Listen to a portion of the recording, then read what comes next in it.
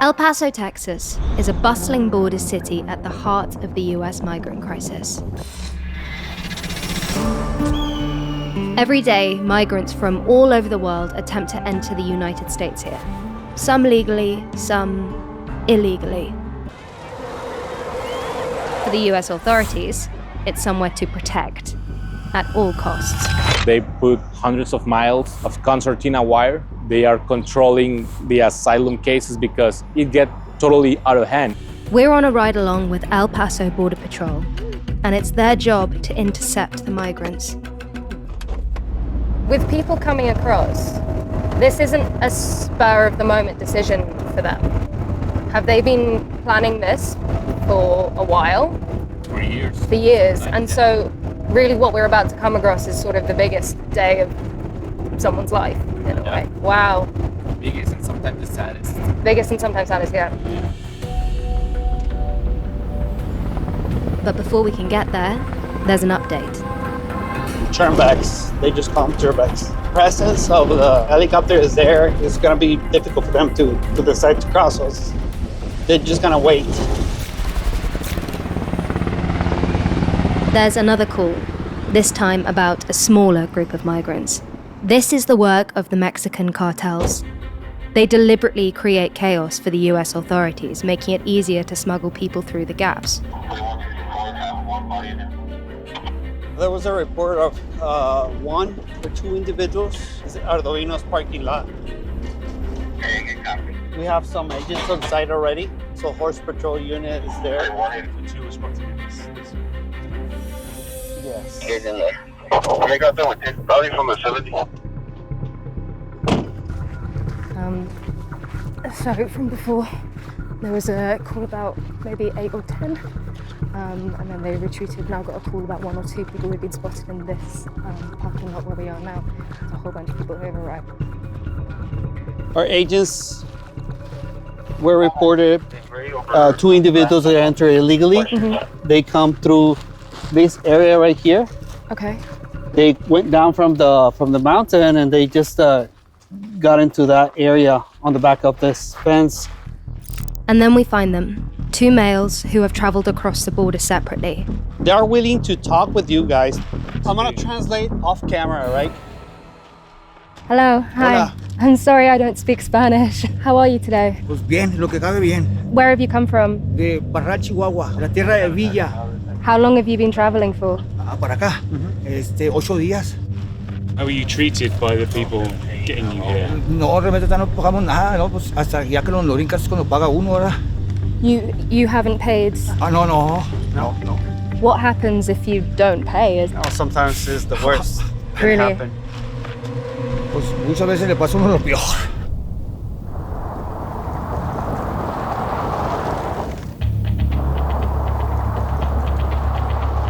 It's 6 a.m.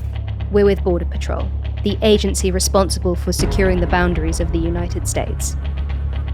As you can see, we're very, very close from the border itself. Minutes away from the border before those migrants can get into the community itself. And disappear, essentially.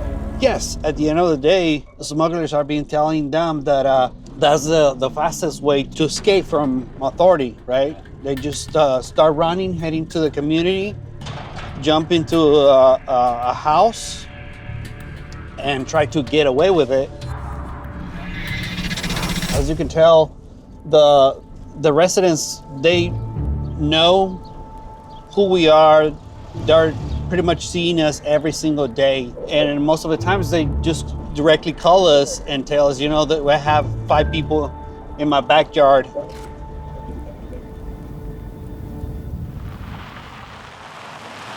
They'll try and get a ladder over this. Yes, correct. They try to slide on this side of the border by grabbing the holes of the barrier.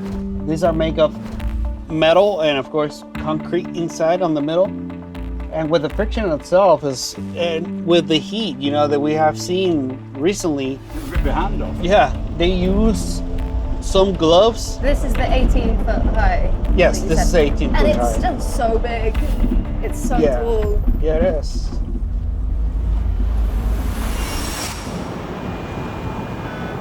Agent Herrera takes us to the spot in the mountains where the migrant from Chihuahua crossed over the border.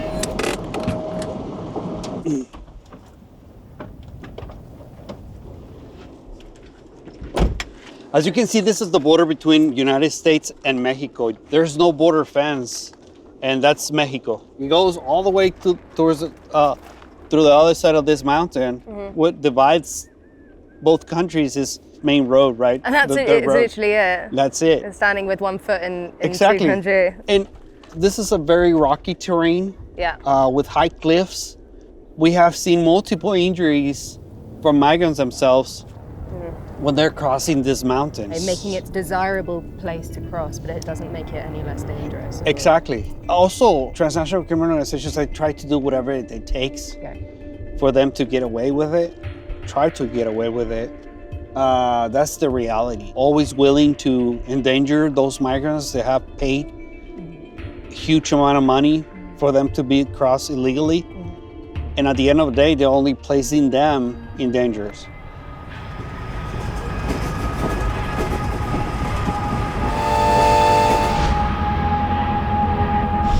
Is it appropriate to ask how much is paid? Or?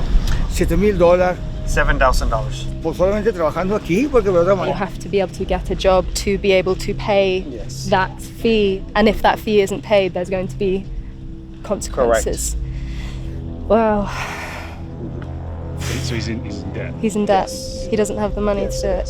Sí, porque de hecho allá pues nunca los junta uno, pa. How long have you been planning this journey? Pues la mera verdad tengo todo el año pa.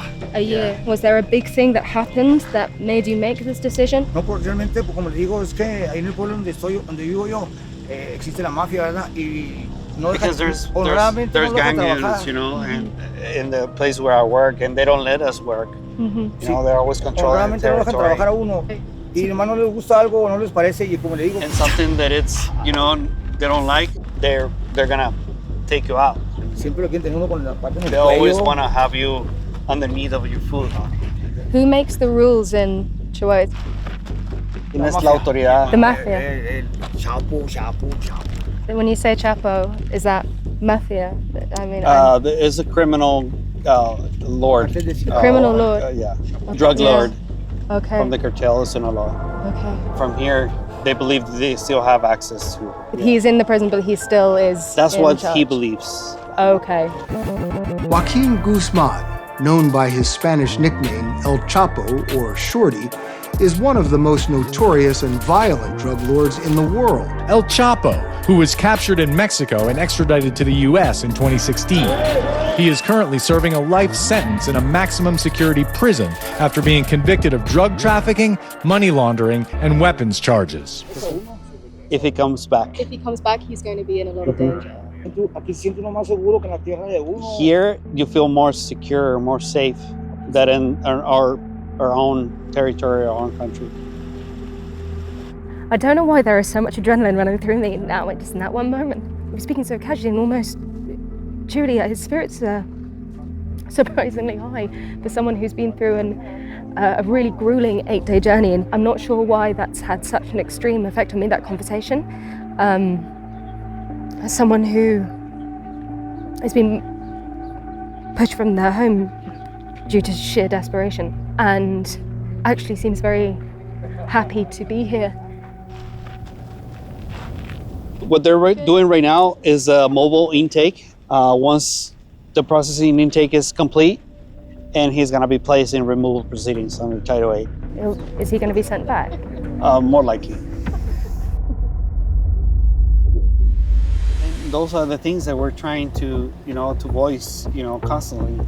Yeah. There are consequences by you coming legally into the country under Title 8, and you will be removed Right. out of the country. So And do you think that actually they are really not aware of those consequences when they make sometimes this they're decision? not aware. Yeah. Sometimes they're just like, we're convinced by somebody else, Yeah. they can make it. But this is the reality, Yeah. We're Yeah. seeing it every day. So they said it. It's more than likely that he will be sent back pretty quickly, and he said that he is in debt, $7,000. He won't be able to pay that. unless he is here and gets a job. He's going to be sent back and he's going to be in some pretty serious trouble, it seems. He doesn't seem totally aware of that reality yet, that he's probably not going to be allowed to stay. Quite often, it's the families of the migrants that have paid these extortionate fees, but the transaction comes with little guarantee of safety or success. The smugglers, they don't care. They just don't care. They're getting paid anyway. So whether the migrant makes it or he doesn't, they're gonna get paid. It doesn't matter if they don't get the fee if they cross the border, they get the fee regardless. Exactly. And human life doesn't matter to them. I'm talking about a multi-billion-dollar enterprise. How much does the average smuggler earn? We have heard ranges from the $18,000 to $6,000 per person. Per person? How are people getting connected and understanding and, being put in touch with these people to create that journey? Exactly. That's why we call them transnational criminal organizations, because we have learned that they're just not smugglers trying to cross migrants across the border illegally. It is an entire network of connections that they have, not only in South America or Mexico, but other countries in the world. A few years ago when we were all hearing about these detainment camps and children were being separated from their parents, is that still happening? Is that still the case? This is not the case anymore. We have a high priority to maintain or keep those family units together at all times. We need to make that they have enough documentation to prove that they're a family. That they are actually a family. That these are their children. Because we have seen some situations in the past also where smugglers utilize some kids. Yes, okay. To bring with a family, and they end up not being part of a family. Right. 2021 was a record year for unaccompanied minors crossing the border, with over 23,000 children processed by Border Patrol agents. These two girls were encountered as a part of a group of 7 migrants total. Our agents determined that these two girls had no other family members with the group, so that's why they were treated as unaccompanied children.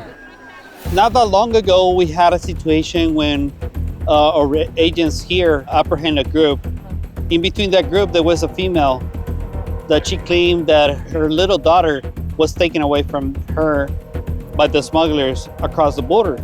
We take her into custody, and of course we, inform every law enforcement agency out there, even to the government of Mexico, start looking for that little children. A day later, around 2 o'clock, 3 o'clock in the morning, we had a sensor activation in a mountain. When our agents respond, they found a 2-year-old little girl in the middle of nowhere. On her own? On her own. That little kid happened to be the daughter of that female that we had found a later prior. What had happened to? Why was she alone? Why had she just been abandoned? The smugglers don't care. They don't. So smugglers will take a 2-year-old kid away from their mother and then just abandon them. Yes, that's who we're dealing with. That's every single day. That's a level of evil. It really is. That's a level of evil. It really is. She was able to reunite with her mother, but for some reason, the smugglers, they just decide to split them apart. The border between the United States and Mexico stretches for more than 2,000 miles. Here in the El Paso sector, federal agents are responsible for around 260 miles. And without doubt, the work they do carries a heavy burden. We have a good saying in the patrol that it's at the end of the day, you want to go safe back home to your family. We're humans. We're family members, part of this community. We're enforcing the immigration law, and we're seeing individuals being placed in dangerous positions and doing whatever it takes, even putting ourselves in danger to be able to rescue that individual. And maybe actually what I didn't understand at all is that There seems to be this idea that people who are working in Border Patrol are like local vigilantes wanting to stop this, and there's some kind of enjoyment that's got from it, or there's so not the case that there is a huge amount of compassion. And actually the trauma, because you're having to see human life at the extreme, and the toll that takes on you as an individual shouldn't be underestimated. We need to be able to make those split of a second decisions. We're always willing to stop whatever we're doing, and that life in need is a priority.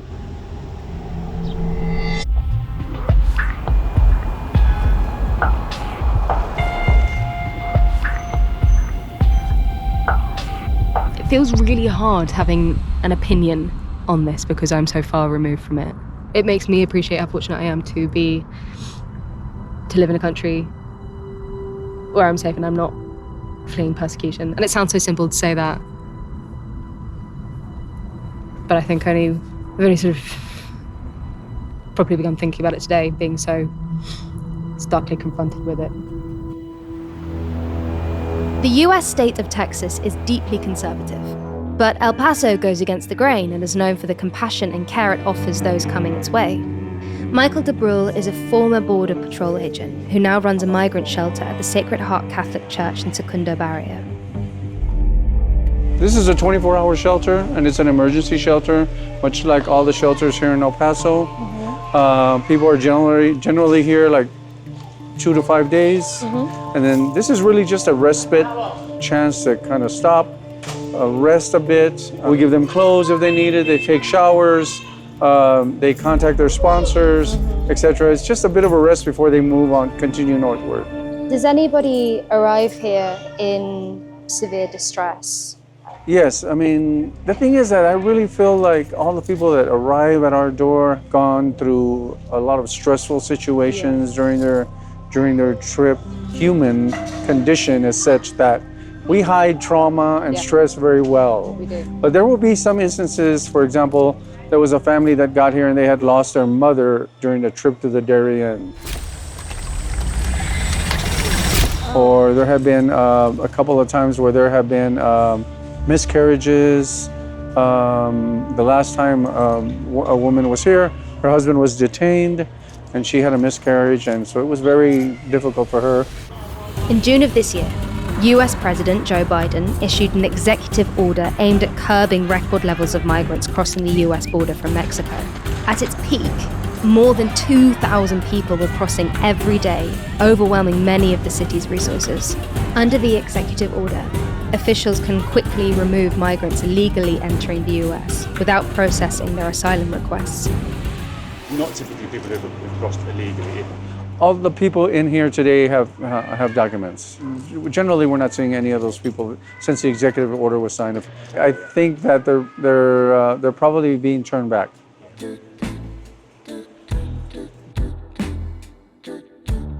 This is clothing? Yes. Has this come from donations? That's right. The Red Cross actually bought us all this shelving, so we got much more organized. We got these racks. They can basically sort of look through and choose things they want. Yes. Well, what's interesting is that something I didn't know when I started volunteering at shelters was that, you know, after all the trials and tribulations, the difficulties, etc., I think it's really kind of dehumanizing, you know. Yeah. So the simple act of being able to come in here and choose your own clothes is really significant. So retail therapy, it's a thing. It's a thing. It's a thing. Imagine after, if you've had a journey like so many of them have through jungle and being on foot through Mexico, to have some kind of tangible normalcy, or like something that they understand. The lady here has an ankle bracelet on. Yes. Why does she have that? Well, generally speaking, what's happening is, and we have not been able to figure out kind of who gets the ankle monitors, but usually the head of the family. It's not everyone gets that, is it? It seems as if the policy kind of changes sometimes. So now it's what we're seeing is like the head of the family usually has the ankle bracelet. For a while, it was like all the single males. At present, Venezuelan migrants are one of the largest nationality groups attempting to reach the US border. Venezuela has been crippled by a deep economic crisis, which has led to a breakdown in democracy and repression of its citizens, all of which has driven record numbers northwards in search of a better life. Outside the shelter, we find migrants that have crossed the border illegally and don't have documentation allowing them to stay inside. Why did you leave Venezuela? La situación del país. Can you tell me about the situation? Pues un poco difícil. Is it hard to get work, or is it very dangerous to live there? No hay trabajo.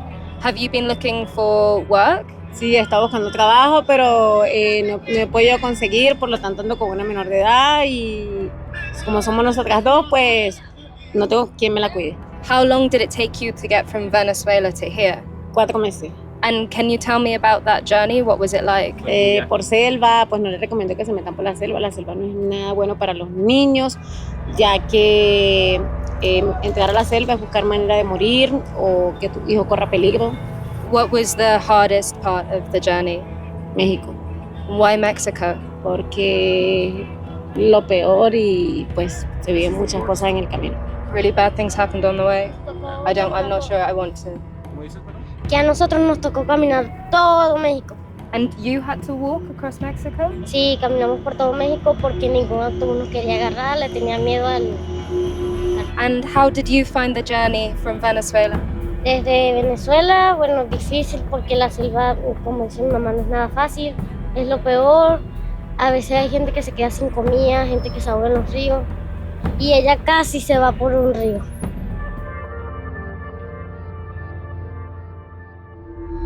Local journalist Luis Garcia has covered migrant stories here in El Paso for the past 10 years. They pass through the Darien Gap, which, for those who don't know, is a huge piece of jungle, which is the most dangerous bit of jungle in the world. That is the only way to go to the United States. So it's a place where I have heard stories, really, really bad stories, where migrants, they go in big groups. Not most of them make it out of the jungle. There have been some migrants that tell me that you can see bodies on the sides while you're walking. There are a lot of criminals in the jungle that sometimes they rape the women and the kids in front of the parents. And like she said, it's not a place for, not even for a little kid, for anyone. Those who made it out of the jungle, sometimes they made it out without anything, and they are not even in the halfway of the big journey that they have to make here. So I think that they are really lucky to make it. I didn't want to push her for specifics. And she has a little girl. I mean, sometimes they don't want to talk because they don't want to remember. Yeah, it's too much. What they have done. What I noticed in the way that this little girl, Luis, was speaking, she saw a lot of bad things.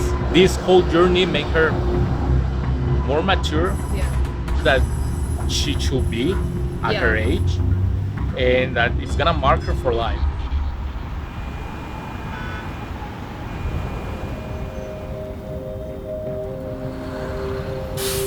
It's really difficult to comprehend from my experience, from having grown up where I live, exactly what these people have been through in order to come to America.